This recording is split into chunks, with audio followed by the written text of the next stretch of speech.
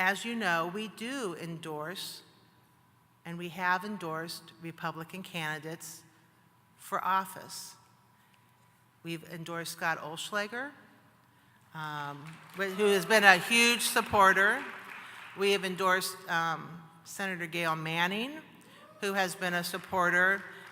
And this year, we endorsed Senator Frank LaRose. Senator Frank LaRose, who,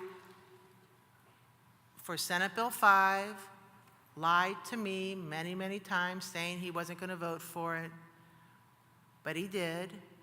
And again, I have called him on that, and we've had many discussions because he's from Copley. He went to the school district where I taught. He's one of, I didn't have Frank, but he's from that area. I ask him every time where he stands on right to work. Every single time I talk to him, every time I see him, I say, where do you stand on right to work? He says, I'm not for it. I'm not for it. And I let him know, Frank, I hope you're right.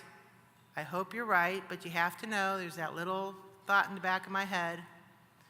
But Frank has publicly come out at ECOEA's legislative dinner last spring. He publicly came out and said he wasn't for right to work.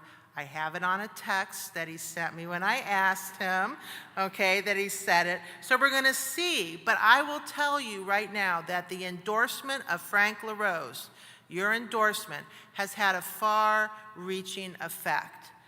Because the Republicans in the Senate, they're used to Scott Olschlager, Gail Manning. That's almost a given. They're going to get the endorsement. But for us to endorse Frank, for your fellow members to have sat on that screening committee and to have endorsed him has had a big impact. Because when I asked him what his fellow Republicans were saying, he said he was at a golf outing with Keith Faber this summer.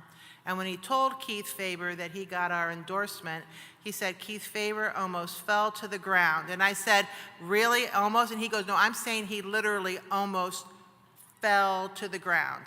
And so it is having an impact. We have got to keep talking to everybody who will listen.